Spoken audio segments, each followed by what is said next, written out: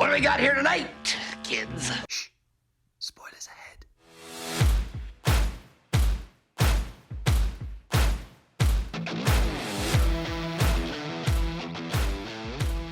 I'll eat anything you want me to eat. I'll swallow anything you want me to swallow. Come on down. Chew on a dog. Hi everybody and welcome to Cinemattraction. I'm Heat Guy Jay and with me is Cold to the Bone. Ichabod. You don't hear that name nowadays. You don't? It's a very old-fashioned name, isn't it? It is. So, John, what have you been watching? Anything good? I watched They Live by Night the other day, which is it's the best movie I've seen this week. And it's a foreign film, isn't it? No, it's American. It's like an American noir, Bonnie and Clyde type of movie. Oh, very good on the Criterion. Oh, awesome. I saw a film with Jayson Statham in called Operation Fortune. It's a Guy Ritchie film?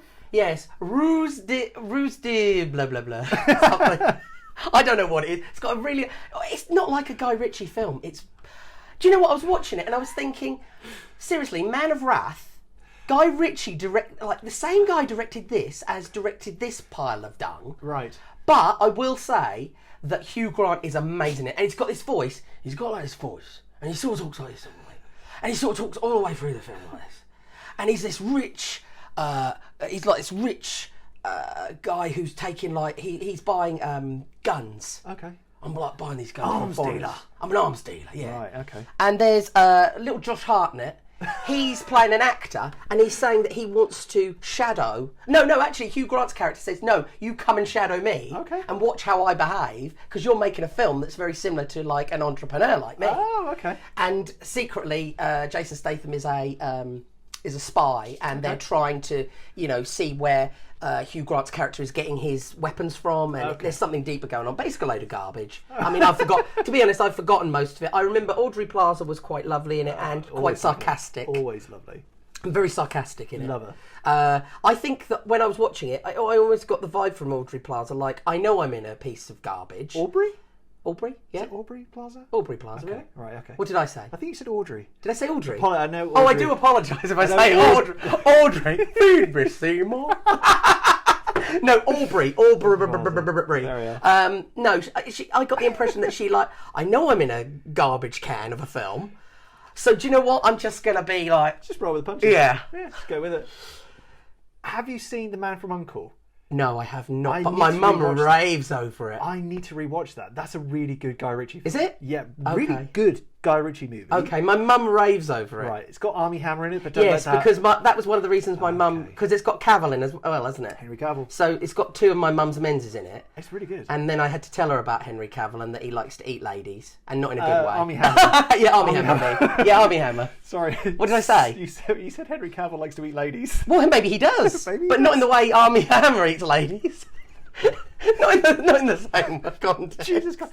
So, all right, I have a question. So, you text me about a trailer about a forthcoming Arnold Schwarzenegger documentary called Yes, I Arnold, did. right? Yes, it looks brilliant. It looks amazing. Yeah. And I believe I replied that he's led an amazing life, which would be a really, really good biopic. Yes. Okay. Can you think of any other contemporary figures that could... What, actors? Well, just contemporary figures. Because we had, like, Steve Jobs a couple of years ago, didn't we? Has there ever been one on Clinton?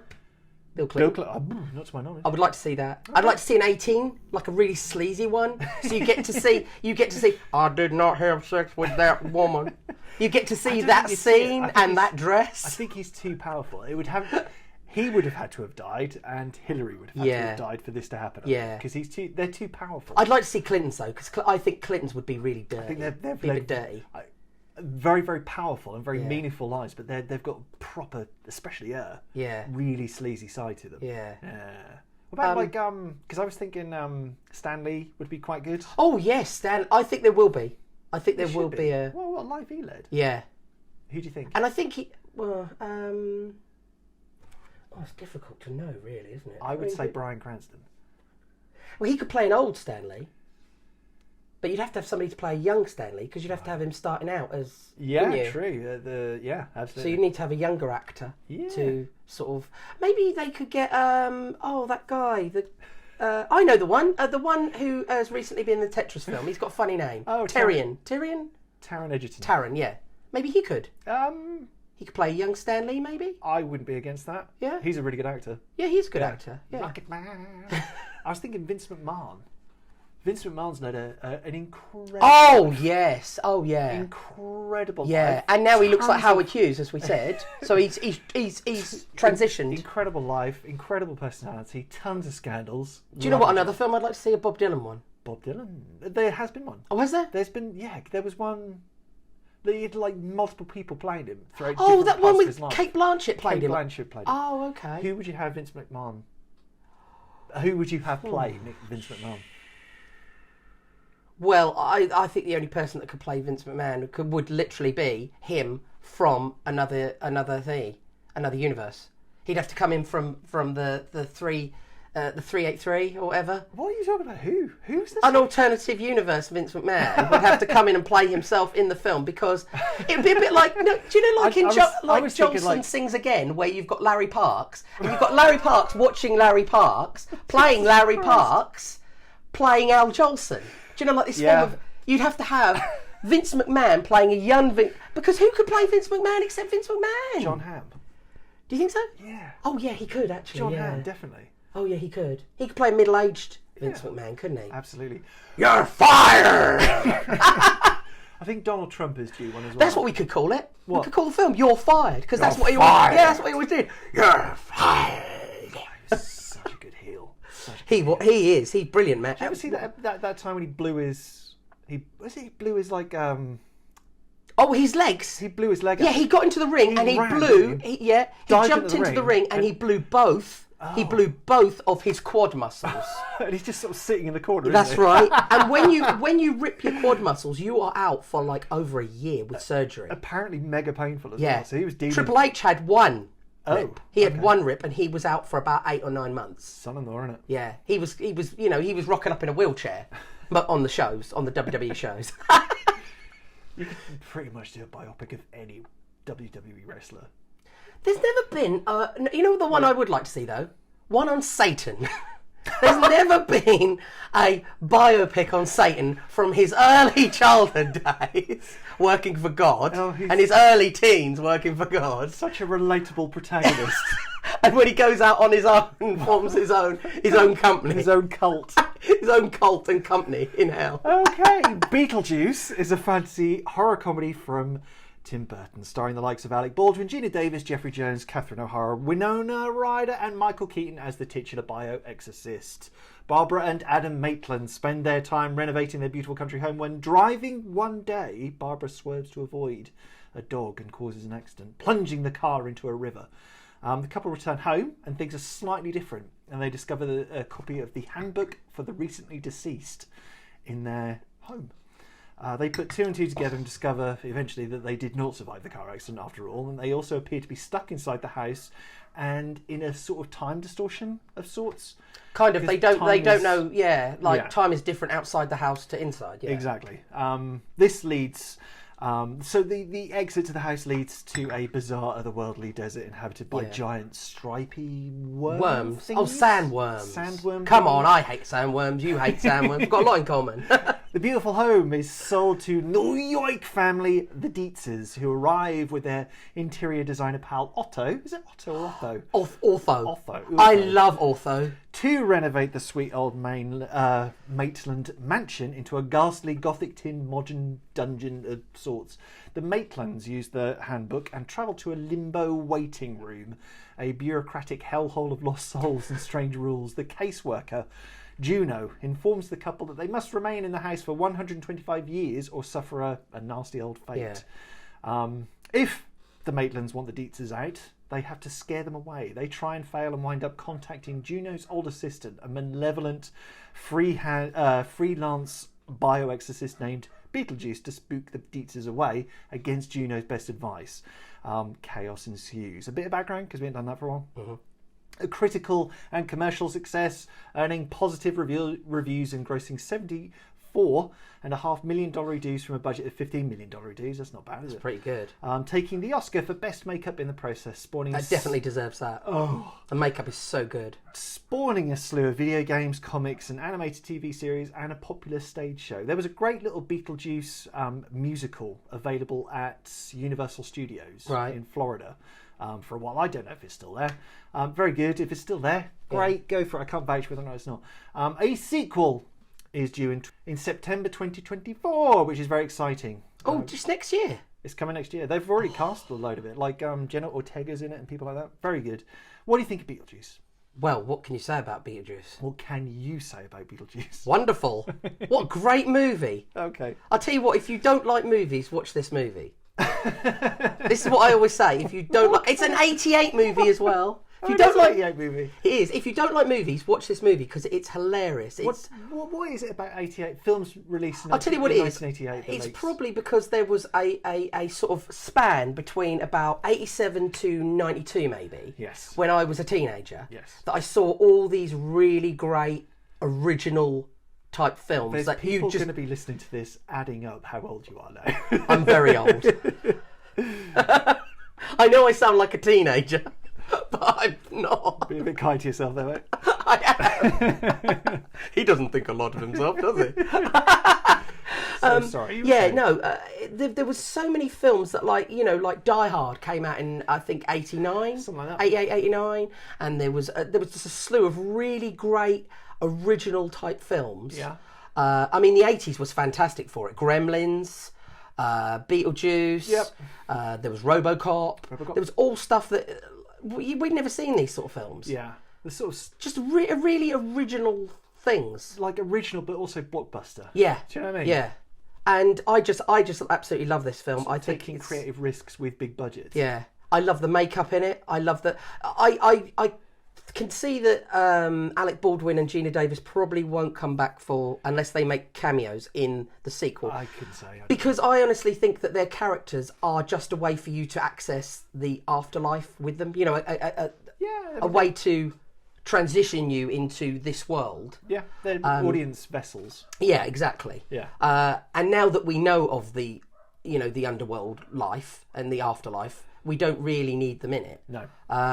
So you can. I mean, I always think the film is really about the Dietzes anyway, not really the Maitlands so much. They are active in the story, but they're. Catherine O'Hara, I love her in this. Okay, what do you think about Catherine O'Hara? She's such a flake. Delia. Yeah, she's such a flake. She's so high. she's high maintenance. She's highly strung.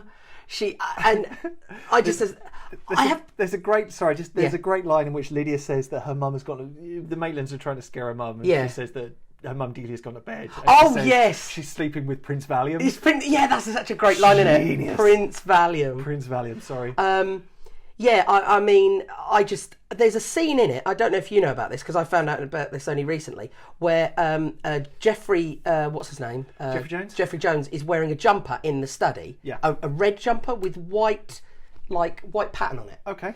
You then see Catherine O'Hara in the kitchen talking to Lydia. Okay. She's wearing a pair of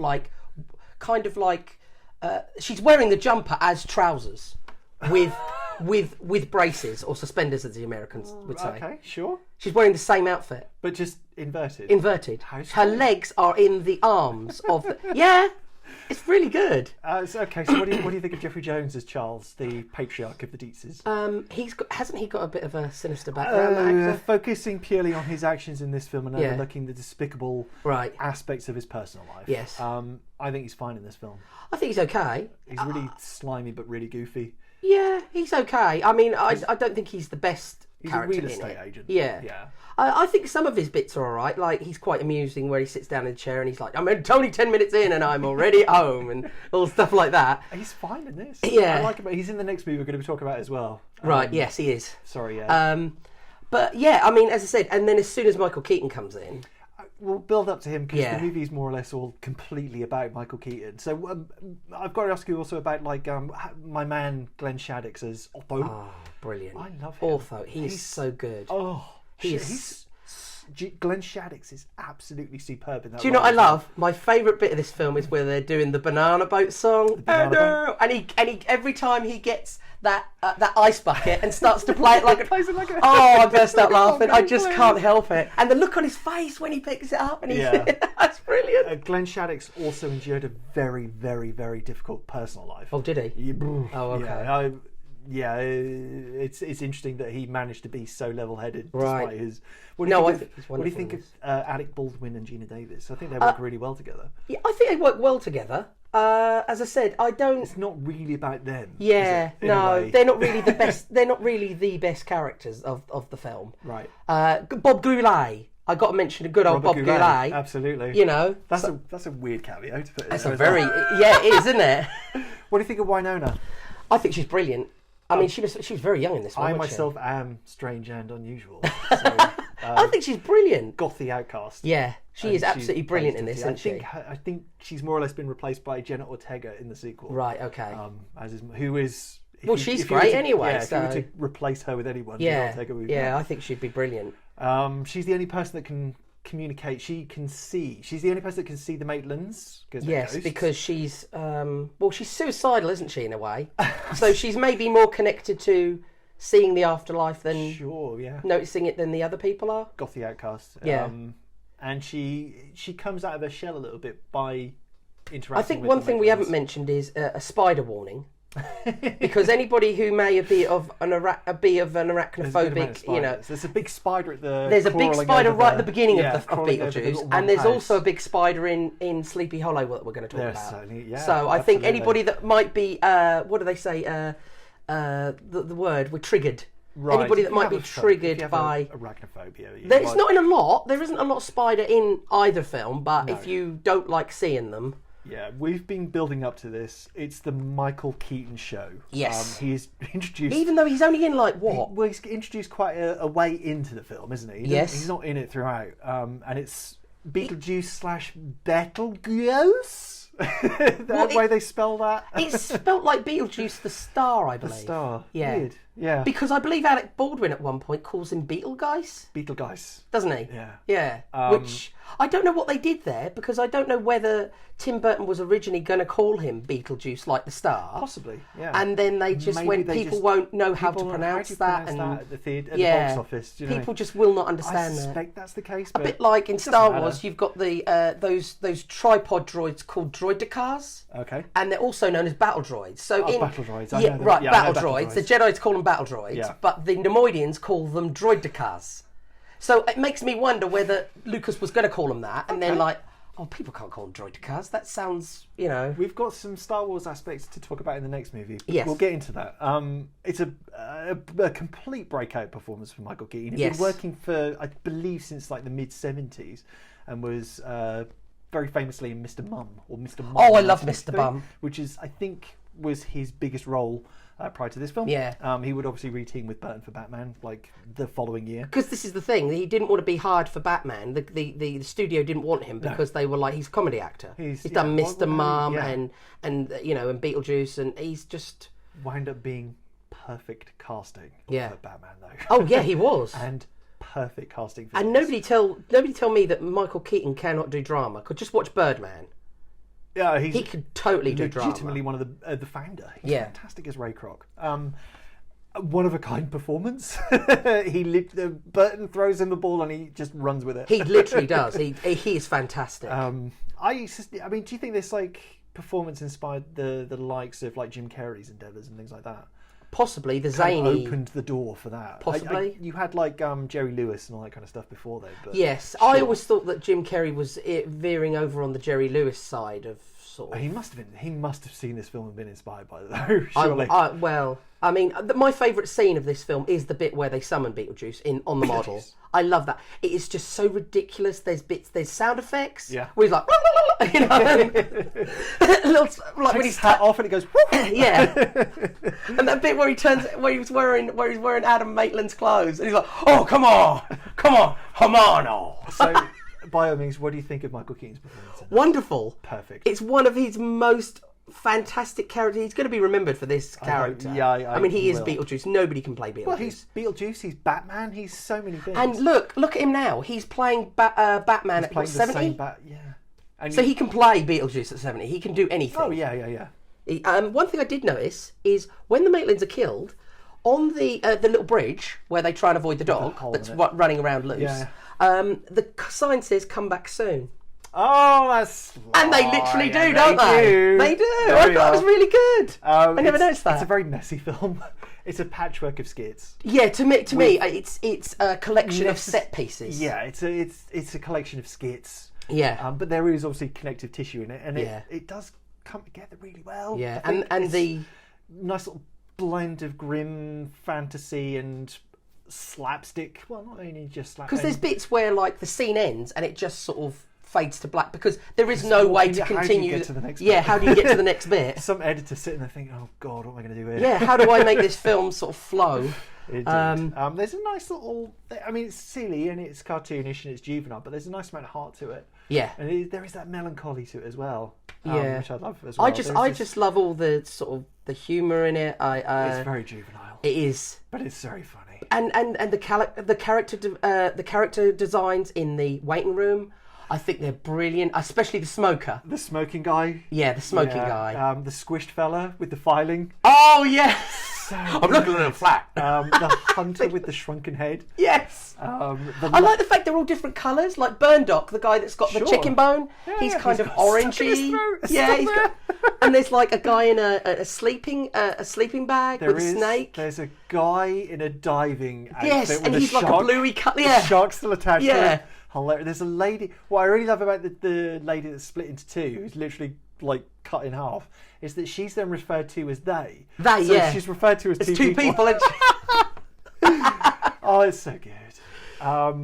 Well, I mean, and the last 10 minutes is bonkers. I love the last 10 minutes. Indeed. What do you think of the last 10 minutes? Oh, fantastic! Do you know what? I don't stop laughing the last 10 minutes. The last 10 minutes when he comes up and he's got the thing on his head like he's a circus. Otto does a séance, right? Yes. And he can't even change a tie. He conjures Barbara.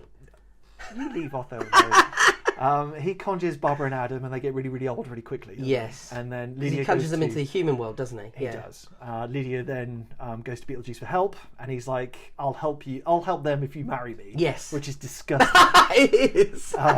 Which will ultimately bring him into the realm of the living, I guess. Yes. But the giant wormy things then kill him anyway, yes. so that's great. Yeah. And send him back to that horrible waiting room. It's so good. The last 10, as you say, the last 20 minutes actually are just chaos. Yeah. And brilliant. Yeah. What do you think of the score, by the way? Home run. Absolutely. His music is just a home run. Batman. The Simpsons theme. Anything. Edward Scissorhands. You know his music when you hear it. I've gone on a bit of a deep end dive into Danny Elfman this week. I watched Beetlejuice like at the start of the week. I think on bank holiday. We have bank holidays in the United Kingdom. Yes. A documentary on Danny Elfman. And he was saying how like influenced he was by Madness, the British ska band. Really? You can hear it. Can you? Yeah, the offbeat, off-kilter kind of collection of noises. Okay. You can hear it. I'm sure you can hear it. But the score is dedicated to Danny Elfman and Harry Belafonte. Well, yes, because he did the Banana Boat song, didn't he? It features four. We sadly lost him recently. Yeah, just recently passed. Yeah. It features four of his big hits, including Dale is a Dale. Banana Boat song. Also his Jump in the Lane. Shake, shake, shake, Senora. Is the other one the purpose of a woman is to love a man? Sweetheart from Venezuela and Man Smart, the woman is smart. Amazing. And there's it fits it though, doesn't it? That sort of Caribbean-y sort of vibe for some reason fits. And the film closes out with that as well. It does. It's so good. It's available on Spotify if you're ever mind. What do you think of the production design and wonderful? The sets are fantastic. Incredible. The costumes are fantastic. I mean, Beetlejuice does multiple costume changes. He does. I always think when I see women out, and I always say they're wearing their Beetlejuice pants, because there are so many women that wear striped white trousers, and whenever I see them, They got Beetlejuice trousers on. I have several stripy shirts as well, so maybe I'm Beetlejuice. Yeah, what's your verdict? Well, I think it's an ultimate feel-good film. I mean, when I've watched it, I just brings you up a level. It really brings you up. You feel so good when you've watched it. It's so quotable. Yeah. It's so rewatchable. Yeah. And because of the pace, because it's only about 90 minutes. Yeah. There's nothing boring in it. No, not at all. You know, you could put this on for kids, and kids would. I mean, I'm Oh, not talking about little kids. Well, to be fair, I saw I'm it talking when I was about 8, 9, I'm talking about something like that. 13-year-old kids, probably 12, 13. They can watch that. Sure. I mean, come on, there's an F-bomb in Guardians of the Galaxy now. There is. In a Marvel film now. I mean, let's face it, Beetlejuice isn't really a 15 now. It's a 12, isn't it? In Star Wars. Yes. There's been an F-bomb in Andor. Okay, fine. And the person that says it is really disappointing because it's some guard or something says it. Nobody it's not like Andor says it, you know. It's not Gabriel Luna or anything. No. Okay. That's quite disappointing. Gabriel Luna? Yeah. Gabriel Luna. No. Who's Gabriel Luna? Which one am I thinking of? You're thinking of Thingy. You're thinking Narcos, Diego Luna. Diego Luna. Yeah, not Gabriel Luna. Okay, I don't know. Diego Luna. Okay, I can't think of another. He's movie one like of the this. he's one of the Latino Star Wars people. Like you've got Oscar Isaac, and you've got Pedro Pascal, But everyone loves Pedro. and Diego Luna. You've got the three. They're like the holy trilogy, Yeah. a trinity of Latino Star Wars actors. You missed one out. Who? Benicio. I don't class him in it. He was in. Yeah, he was a rubbish little character in the Last Jedi. Okay. No. I thought his character was terrible. Anyway, I can't think of another movie like Beetlejuice. No, I can't. recommend another movie. There's nothing else like this. I kind of wonder where they're going to go with the next one. I hope it's as fresh and silly and juvenile and creative. I want to see more Beetlejuice. I would like to see more Beetlejuice. I want for more sure. Beetlejuice. But I hope it's not like callbacks. Like, remember this from the other movie? I hope Yeah. it's as fresh as that first movie. Yeah, I mean, Do you know I what don't I want to hear Beetlejuice saying "nice effing model" again, and I don't Don't want mind it a bit. Yeah, A little sprinkle. I mean, yeah, I don't want- maybe it's showtime. You don't Sure. mind that. Oh, I love Showtime. Yeah, exactly. Yeah. But we don't want all the, here's a little. We don't want Don't like the need it. trailer with the Flash trailer where it's like, oh yeah, I'm Batman. I don't want that at all. You know, That's the law. want to get crazy? Let's get nuts. crazy? That's it, nuts. You want to get nuts? No, we don't need all the callbacks. Thoroughly recommended. This movie is big. Yeah, As far definitely as- big. It's Top top 5. It's probably like Tim Burton's most iconic film, I think. I agree. What would you say his top 5 are? It's top 5. Definitely Beetlejuice number 1. Yep. Batman would be number 2. Yep. Edward Scissorhands. Edward Scissorhands probably 3. Does Nightmare count? No, because it's really a It's Henry Selick film, Okay. isn't it? But it's very Tim Burton, though, isn't it? Very Tim Burton, yeah. Let's think. Planet of the Apes. No, Planet of the Apes will not be on there. Would Sleepy Hollow be on there? Yeah, I think so. Probably about 5. Yeah. I mean, it's not his best film, but it is a good film. Speaking of which, Sleepy Hollow is a gothic supernatural horror mystery from Tim Burton, loosely based on Washington Irving's iconic The Legend of Sleepy Hollow. Police Inspector Ichabod Crane is dispatched to New York City. Hey, Vinny, let's get a pizza. To investigate a series of... I'm so sorry. Did they have pizza back then? I presume so. It's the migrants. They brought it on the boats. To investigate a series of brutal murders in the cosy town of Sleepy Hollow. Turns out that a headless horseman is terrorising the town, beheading members of its community, collecting and storing the heads of its victims inside the tree in which his earthly remains were buried. Crane struggles with the escalating body count, local tensions, and unravels the conspiratorial mystery of who may be pulling the horseman's strings. This film was released in 1999, which was truly the year of Ray Park, portraying Darth Maul in The Phantom Menace and starring here as the body of the Headless Horseman. Speaking of which, Yes. parts of this film were filmed at Leavesden Studios in Watford, right? Which this film would directly follow the Phantom Menace's production. Really? They were literally using the same. They followed the same. Nice. Came into the soundstage. Speaking of Ray Park and the Phantom Menace, homeboy Ian McDiarmid Yes. also appears in this film. He It's does. all connected. It is all connected. What do you think of Sleepy Hollow? Creepy Hollow. I think it's great. I mean, it's it's a classic story, isn't it? It's a classic gothic story. Yeah, just logging this film into Letterboxd the other day as a rewatch. Yeah. I was surprised to see so many like lower sort of middle review, People middle rated. didn't like it. Well, just middle reviews. I thought this is really Middle of the road, sort of saying it was all right. Yeah, there are problems. You know, it's not a perfect film by any means, but it's I thought it was really good. I think it's really good. I think I like the fact that Tim Burton tackles the thing with Ichabod Crane's mother being perhaps a witch. Yes. And that his father had her killed in some way. Excommunicado. Yeah. I like that they did that because obviously around that time there was all the scaremongering and all the paranoia of witches and devil worship and all that sort of stuff. And anybody doing anything unusual, like little spells and, you know, just conducting themselves in a natural way even, you know, like going in the woods and harvesting things and doing little potions and things. You know, like aromatherapy could in hundreds of years ago would have been classed as witchcraft. Yeah, because, if God doesn't just magically cure you, then you're a witch. Exactly. So I did like that aspect of it. I always find, and I don't know if this is me just being pig stupid, but I always get really confused at the end where they explain the family ties together. Thing. Yeah, and it's all connected. And I'm like, oh, this is really complicated how the Van Tassels are, you know, they're enroped with this family. The Van Garretts. Yeah, the Van Garretts and the Van Tassels are all blah, blah, you know? Yeah, and I get a bit mixed up. I get really mixed up when that happens. I enjoy the film, but I do get a little bit... Okay, so the plot kind of centres around the Van Tassel family, who are a very wealthy and powerful family within this sleepy town. They have been helped by a wealthy fella named Peter Van Garrett, who was played by Martin Landau at the beginning. That's right, he gets... killed at the beginning, doesn't he? Yeah, who was, I get, you know, the words escape me necessarily, but he kind of essentially made them the beneficiaries of his estate. He kind of helped them. Right? Yeah.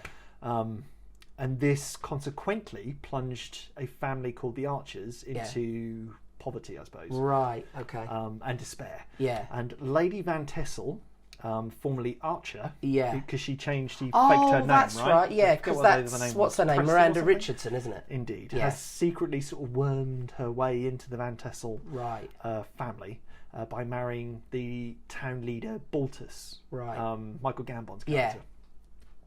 And she's a nasty old witch. Yeah, because she comes in as kind of, she sort of comes in and kills the wife, doesn't she, in a way? Well, yeah. You know? So. Yeah. She basically used a satanic alliance to... She did. to hire the Hessian. Revolutionary War guy Hessian, who is the Headless Horseman. A German Hessian soldier. Right, soldier. Dies, doesn't he? Exactly. And then she kind of sells her soul as a child. And she can kind of control him as a consequence. Yeah. Yeah.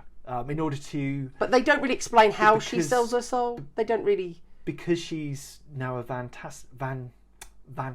Yeah. If everyone else is dead, she becomes the beneficiary of that. I think it would have been better if they'd actually showed her, like, at some kind of spooky altar or something, when they say that she sold her soul. Because if not, she's just standing in the woods with the twig, isn't she? Indeed. And you just go, oh, and she just sold her soul, and she breaks the twig so that he gets killed. Indeed. And you're just like, well... Shouldn't we see some way that you sold... Because you can't just go, I sell my soul to the devil and that's it. Sold my soul for rock and roll. Yeah, I get it. You have to make some kind of pact or something. I would think. Sure. I don't know. How naughty. She was a very naughty little girl. Yeah, naughty, but to give your ever-living soul. Everlasting gobstopper she got out of that. What do you think of Miranda Richardson as a consequence? Brilliant. She plays like 3 characters in the movie. I think she's brilliant. I think she's very salacious in some ways. Oh, what a word! Yeah, salacious in some way, and she is very sexy in this film. I think Miranda Richardson is gorgeous. Yeah, she is very sexy in this film. Yeah, you know, I mean, I'm thinking to myself, well, you know, Baltus, I wouldn't mind a go. You know, okay. I know she's a devil worshipping hag, but you know, I wouldn't mind taking her out on a day. Some real top tier acting talent on show. Yeah, definitely. Gambon, as we've just said, is the town leader. And I love his voice. Yes. You've got what's Christopher his name? Lee. You've got Richard Griffiths. You've got the Emperor, as we've just said. We've got Jeffrey Jones. We've got Michael Goff. Sorry. That's what I was going to say, Michael Gough. with Yeah. the best haircut you've ever seen. Yes, in your life. yes. Martin Because he's Landau, he's a staple of. He was a staple of Tim Burton's work, movies, wasn't he? Yeah. Casper Van Dien plays. Oh, Casper. Yes, he does, doesn't he? He's not bad either. The forgettable Casper Yeah, Van but Dien he's good in it. from the Starship Troopers. Indeed. What do you think of Johnny Depp? I think Johnny Depp is okay in it. He's okay. I think he's okay. I like Christina Ricci in it. Oh, interesting. Okay. We haven't mentioned her. Sure. I What do you think- think of just before we get onto her? What do you think of Johnny Depp? I think Johnny Depp's Depp Ichabod is Crane. good in it. Very I eccentric, do but like very relatable. very eccentric, relatable, and I like the fact that he shows his coward side and his frightened side. Yeah. Because let's face it, you come across a headless horseman or something, Yeah. you're going to be frightened. He's very squeamish. Yes, he is very he is very squeamish as well, isn't he? Considering he's Yeah. He's a police officer. A New York policeman. yeah, he is very squeamish. He's a good cop who is logical and methodical, but he's also a man of science. He uses all manner I of... think it's too much for him. The witchery and the sort of... He's a man of science, Yeah. but he's having to deal with this... And it's found too much himself for in him. this And I think that's why he's like, supernatural- I've got to go. Because this is way out of what I understand. Yeah. And I think that does tend to be with people that are science. Yeah. Not If you my, yeah. come across the supernatural, you are not... Well, it's forensics, isn't it? He's using Yeah. his gadgets and... Yeah. Very methodical and very scientifically Yeah. minded, but finds himself in this otherworldly supernatural... Exactly. Conspiracy. Yeah. So what do you think of Christina? It's a good performance from Johnny Depp. It's not my favourite performance from Johnny Depp. Brings a lot No. of Well, I charisma mean, to I would this think role, your though. Alice in Wonderland Mad Hatter would be your He's favourite. such a... God, what a cringe performance that is. It's not great. Oh, it's a cringe. Do you know, I was or even embarrassed his- in the cinema when I saw that film for Johnny Depp when he Sure. played that character. Also, his Willy Wonka's not that fantastic. And he looked like Madonna as well. In Madonna. He did look kind of like Madonna and I was just embarrassed for him. What do you think of Christina Ricci's performance? I thought she was okay. I thought she was Katrina. good. I thought she was good. Okay. The performance you haven't mentioned, I do like the kid in it. Which one?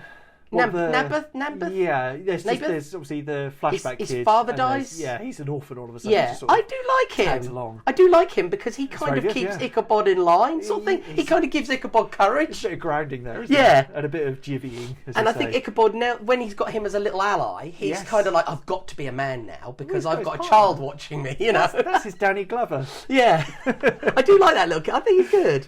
He's good in this. I'm not. She's not the most interesting character, and I don't think the performance is that engaging. Okay.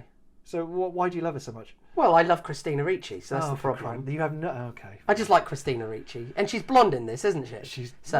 everyone loves For Christina some Ricci. reason, I don't know why it is. Whenever I think of this role, I always think Winona Ryder is playing Christina Ricci's character. So I don't know why.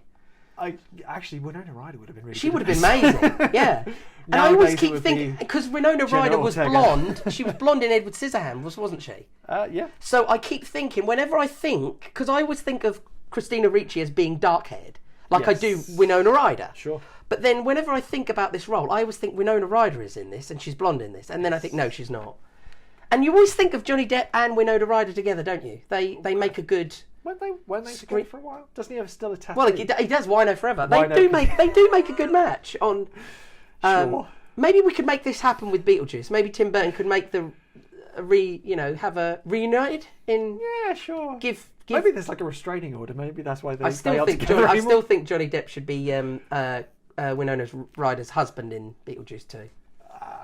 That's how you shoehorn him in. Okay, I want Winona Ryder and Beetlejuice to be married. Oh, So what do you think of the aesthetic? Because this has got a real unique look. this has got a really well, as I said, it's creepy hollow, isn't it? But I love it. I Yeah. love the autumnal. It's winter, Halloween, it's right on the edge of yeah, because they celebrate. But the I new year love at the that. end. I love that type of season. I love that Winter. season. Yeah, the cold, foggy environment. Yeah, I love all that. I think it's brilliant. Sort of help to shape that kind of gloomy. I think the costumes are great. Yeah, indeed. The location is great. The foggy aspect kind of Mm. gives the headless horseman somewhere to sort of. And it's really lurk, sinister as if that well, makes this sense. film. Yeah, yeah. Considering it's a 15, Yeah, it's, definitely. it's a very... I mean, especially when you look at Beetlejuice compared to this film, and they're both 15s, Yeah. you would definitely think, well, no, I would actually want a kid to be a bit older to watch this rather than Beetlejuice. I would Because put a kid in front of Beetlejuice before this is dealing with devil worship, this is dealing with, bringing people back from the dead and that creepy bleeding tree. Yeah. And the trees are amazing, isn't it? The Sure. tree design. The sets are amazing. Yeah. The foreboding and desolate winter. Yeah. Woodlands and the candlelit interiors. Yes. And the lush environments of the It's got such a great sequences. ambience to it, hasn't it? Indeed. The whole film as you has. say, the design of the Tree of Death or Yeah. Tree of the Dead or whatever it is quintessentially Tim Burton though. Beautiful. It is absolutely beautiful. And how he got Christopher Walken to play the... Perfect casting. Wonderful. Well, I mean, yeah. And the teeth. And The those teeth. Incredible. Yeah, Christopher Walken's great and everything. Brilliant. Right. He doesn't say anything, though. He doesn't say anything. Yeah, the costumes are really amazing, but it's the hairstyling for me. Right. Each character has a specific look. They've all got that kind of period dress, Yes. right? Every And character has been given a specific look with their barnets. Yes, definitely. You've got... Jeffrey Jones has, because he's the corrupt town pastor. Isn't he the one that's got the curly wig? Well, no, he's got the layer buns. Yes. Yeah. To, as we've said, Michael Gough's greasy, And you've got Michael Gough, greasy mullet. he's the what is he, notary? Yes. Yes, he's notary Hardbrook, isn't he? Is it Hardbrook? Something like that, yeah. Yeah. And he's got the long hair, the long weird hair. Indeed, the greasy mullet. You've got Emperor's got this like slicked back skullet. Yes. But the hair is also used as a device. Right. Where I love Richard Griffiths, Samuel will briefly remove his magistrate's wig whenever he's about to reveal a meaningful truth. Oh, okay, does every he? time I didn't notice because that. he takes his wig off a lot. Right, doesn't he? yeah. And every time he does that, he's about to reveal something like a okay. revelation. Okay. It's almost as if he has to take off his magisterial thing in order to be tell- able to actually tell the truth. I suppose the veil of truth is literally lifted. Yeah. Which is so. What do you think of Danny Elfman's score in this one? I think it's very good. I don't think it's necessarily the most memorable score. You've taken the words completely out of my mouth. Yeah. Yeah. I think It's not it a score that fits. somebody's going to say, do the Sleepy Hollow score. Yeah. Like Beetlejuice, you know, dun, dun, dun, dun, dun, dun, dun. Like, you know Beetlejuice. It's lacking that key song. Isn't Yeah, that theme, that That- key that theme that you theme. can remember. Yeah. His score fits the events really, really well, but there's no key No. part to it. And I say the same thing about John Williams. Like his Rise of Skywalker, not to go back to Star Wars, but his Rise of Skywalker theme is so forgettable. The main theme of it Yeah. is so forgettable, especially when you think of Duel of the Fates and you can instantly hum Duel of the Fates. Yeah. Yeah. Yeah. And even his Attack of the Clones Across the Stars one, his love song one, and You could probably hum Ray's theme as well, though. yeah, of course you can. Yeah, but his last one was really forgettable. So I suppose all composers have. Just paycheck, isn't it? Yeah, This I one- suppose this was just one that they not a characteristic theme. It's very. I think this film is very clearly inspired by that. Yeah, it's a decent film theme, and it does punctuate the events really well. But it's just lacking that signature Yeah, spark. and I love this kind of film because it's creepy. I love creepy films. It's very clearly inspired by the Hammer films of Terence Fisher. Very clearly. That gloomy, foggy atmosphere and that brutal, nasty violence. Yeah. It's so up my alley. It's unreal. And I love the fact that Casper Van Dien gets chopped in half with the scythe. I think that's brilliant when he gets chopped in. And he wasn't even Grizzly. after him. He wasn't even after you. I love that desaturated look. Yeah. It's not quite black and white. No, but it is very grey, isn't But it? again, it helps shape that movie. As you said, it's got a desaturated look. Yeah, but also that it makes those flashback sequences pop because I would love to see what 4K looks of this. I would buy that. I would love to see it because I mean Beetlejuice looks amazing in 4K. I literally I was watching it the other night and I was just looking at Alec Baldwin and Gina Davis, just thinking this film looks so good. Yeah, I mean, 4K, considering how old it is, Yeah. it looks so good. Indeed. This film was shot by Emmanuel. Again, I might annihilate the pronunciation of this. Lubetsky. Right. Best known for his collaborations with Terrence Malick and Alfonso Cuarón. Right. Yeah. I know Terrence Malick, but I don't think I've seen any of his work. Terrence Malick. Yeah. Oh, we're going to do an episode one day. I don't think I've seen any of his One of the films. greatest filmmakers. Right. Tree of Life and No, The Thin Red Line and. Nope, not seen any of them. We might need. The Thin Red Line is the one with Sean Penn, isn't it? It's the war movie. Yeah, it's the war movie. Yeah. Just now thinking about it, it's got Jim Caviezel as the key Oh, has it? star, We should do a Jim Caviezel episode. I'm not watching The Passion of the Christ again. What a scumbag. I am not watching The Passion of the Christ again. Oh, So dear. anyway, Emmanuel Lubetsky, I don't know if I'm pronouncing that correctly, he also shot the Jim Carrey Lemony Snicket film, and I think that has a did it? similar, Yes, that makes has a lot of similar sense. Visual... That makes a lot of sense. I love that Lemony Snicket film. Absolutely. I absolutely love. I'll tell you what. I'll do a podcast on Lemony Snicket. We should have done Lemony Snicket and this. Yeah, hindsight. Yeah. What are you going to do? Because I would rewatch that anytime. I love that Lemony Snicket movie. We'll do a Lemony Snicket episode Yeah. one day then. Maybe that could be Meryl Streep, Volume 2. And do you know something? Jim Carrey literally ad-libbed all the way through that film. Did he? Yes. I did not know that. He literally had a script that was, like bullet point type script. Sure. And the rest of it was just, right, Jim's just going to do his thing and we'll film it. We'll talk off... So if we talk about it, we got a lot to talk what about. we Yeah. do, but I'm certainly up for it. Yeah, Lemony Snicket. If you love that film, Lemony Snicket. But- Barry Sonnenfeld, I believe, directed that, didn't he? Did he? I think so. I don't know. I think he did. But I mean, what I was saying is that these movies have a very, very similar look. Yeah, and it's very similar. Shot by the same dude. Yeah, very similar. Within a He's few got his years of own. each He's other. got his own look. Yeah. Verdicts and recommendations. Well, I personally think this movie is big. I agree. I don't see Oh, the problem. pretty damn good, huh? By no means perfect, as you said. You got slightly confused or slightly jumbled in the. In the I think the story needed to could be. have been- Yeah, and because I'm going to be honest, right? My mum loves a drink, Good morning, Jackie. right? And she'll be watching a film in the evening. She's chilling out. She's having a glass of wine or three. She's not going to follow it. If it's too convoluted, and I've watched this film stone sober, no drinks, no nothing. Good man. It's convoluted. Okay, no, I get it. Yeah, So- that's fine. That's fine. And I think it understand the needs to be criticism. made a little bit. I think it needed to be made a little bit clearer with the family, especially because they've got names like Van Tassel and Van Tassel, Garrett, Van and Garrett. you know Sure. those names are. But they do explain that they are a Dutch sort of colony. Or I they're a understand Dutch they had to be settlers or like whatever that, in- but I'm in just saying upstate that New York. sometimes when you're watching a film, it's not going to, it's not going to become clear to everybody. No. And I've often said to my mum, films like Tenet and things like that, Mum, don't have a drink when you're watching it because I Might don't help even you. understand the film when It I'm might help you. stone sober. If you have a drink or 5, you're just watching a film. You're not taking anything in. You're just watching it if you watch that kind of film. Yeah. By all means, watch Beetlejuice, when you're having a drink. Yeah, Beetlejuice But- is a lot easier to follow because there's not really much of No. a story there. I mean, you're going to watch a film like A Few Good Men. No, don't watch that when you've been drinking too much. No. Because these are films that really need your attention.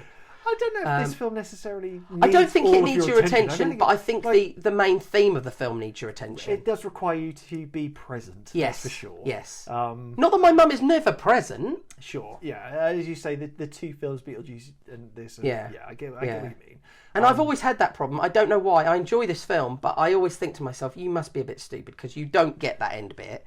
You know that the Archer, that her character has weaseled her way into the family. Weasel is married in Yeah. and is now trying to get the... Yeah, and but I'm is not always hired- sure about how each of the characters. Well, I don't know if she's hired. She's kind of just in control of the Headless Horseman. as But a all the means main to- characters have a part to play in this whole thing. Like Yes. the notary signed this. Yeah, and everyone's that's kind why of, they're all dying. everybody's kind of guilty, aren't Yes, they? they're all Of- guilty, and yeah. her family, the Archers, was sort of... Except Caspar Van Dien, he's not guilty of anything Plunged. except just being a hero and being a- dying for his sins.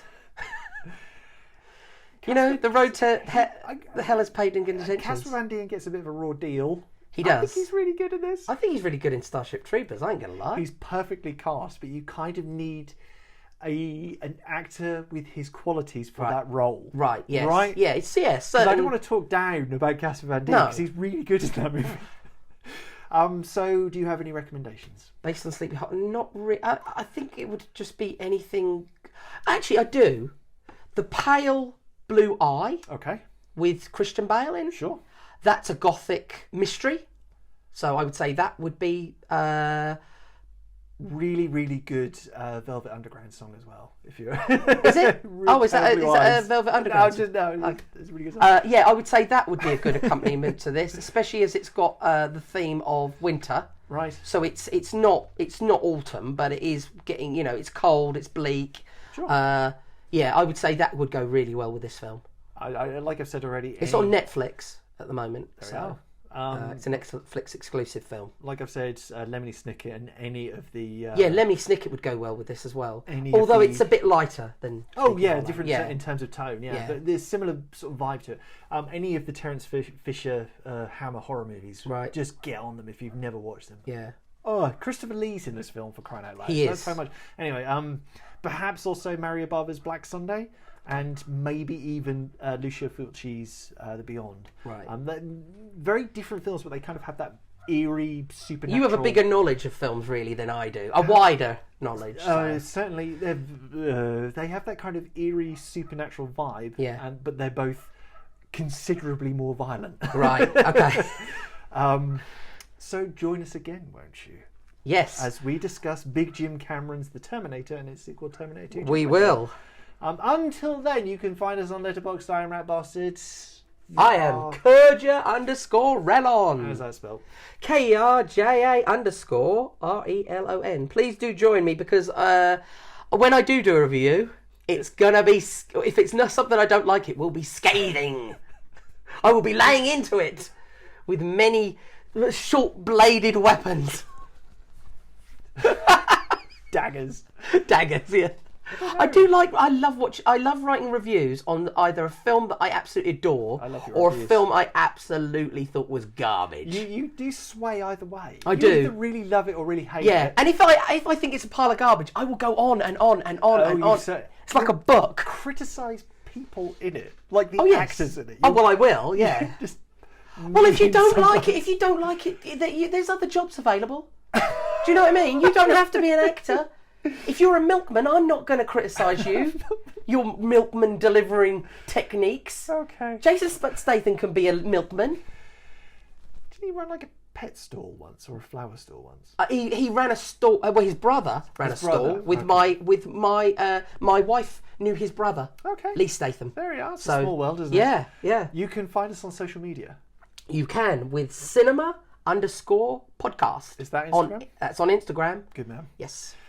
Be excellent to each other. Yes, be excellent. And thank you for listening. Okay, love you. Love you.